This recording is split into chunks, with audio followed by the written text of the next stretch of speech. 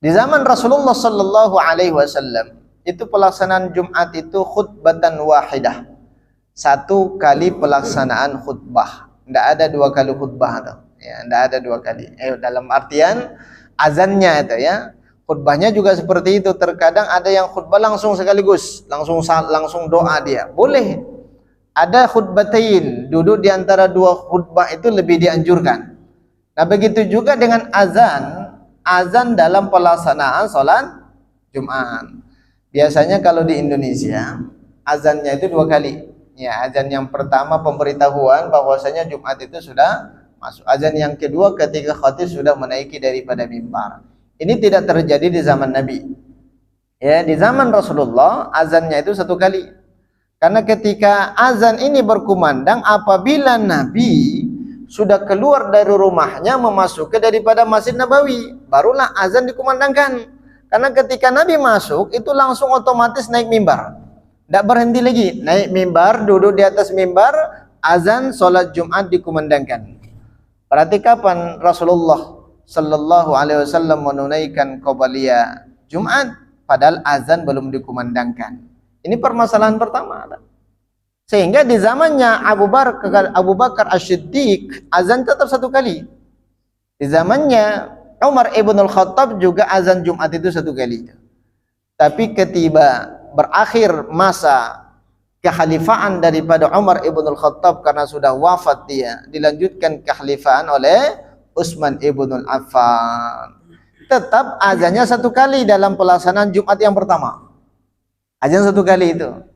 Ketika selesai sholat Jumat, ya para sahabat itu mengusulkan kepada Utsman ibn Affan. Itu sepertinya banyak masyarakat kita yang telat dalam pelaksanaan sholat Jumat. Kenapa? Karena umat Islam itu sudah semakin banyak. Radiasi tempat tinggalnya itu sudah semakin jauh, Pak. Kurang lebih 1 kilo dari Masjid Nabawi itu sudah ada masyarakatnya. Di zaman Nabi itu cuma sekitar Masjidil Nabawi, jarang terlambat itu. Azan dikumandangkan ternyata belum banyak, masih banyak orang yang sibuk dengan jualan-jualannya. Maka apa kata Utsman ibn Affan? Kita duduk, dirembukkan muncul sebuah ijtihad. Ini namanya asarus sahabah, tidak pernah dilakukan di zaman Nabi. Kalau seandainya Nabi mengetahui demikian itu diperbolehkan. Ini pandangan daripada para khulafaur rasyidin. Apa asarnya? Membuat sebuah ijtihad bahwasanya azan Jumat itu menjadi 2 kali. Ini munculnya ijtihad itu di zamannya Utsman ibnul Affan. Nah, kalau masjid itu azannya 1 kali, ya tetap ya melakukan dan melaksanakan seperti halnya di zaman Nabi. Ketika 2 kali itu ijtihad daripada Utsman ibnul Affan karena untuk meminimalisir keterlambatan orang yang menunaikan sholat Jumat. Kalau sudah telat, ini ruginya luar biasa. Kategori keterlambatan pelaksanaan sholat Jumat itu ketika khatib sudah naik mimbar, sudah membacakan khutbahnya. Innal hamdalillah diucapkan oleh khatib, kita masuk ke masjid, fala jum'atan laha. Tidak ada lagi potensi pahala daripada kesempurnaan dan keistimewaan pelaksanaan sholat Jumat itu. Mereka tidak dapat lagi itu kesempurnaannya, pahala-pahalanya. Kenapa? Karena kategorinya telat.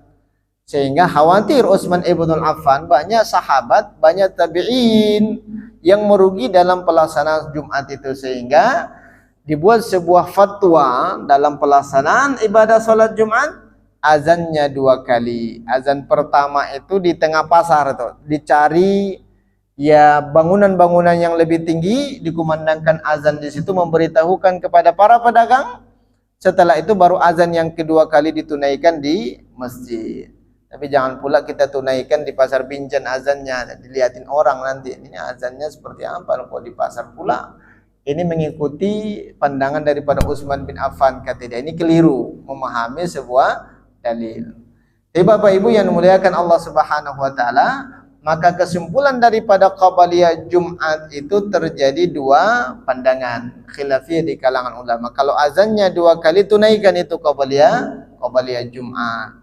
Kita kan masuk ke masjid, azan sekali itu menandakan qabliyah Jumat. Azan yang kedua kali itu menganjurkan kita untuk mendengarkan khatib membacakan khutbahnya. Jadi kita tutup dengan lafaz alhamdulillah, alhamdulillahirabbil alamin, dan doa kafaratul majelis, subhanakallahumma bihamdik asyhadu an la ilaha illa anta astaghfiruka wa atubu ilaik. Akhir kalam minni, wassalamu alaikum warahmatullahi wabarakatuh.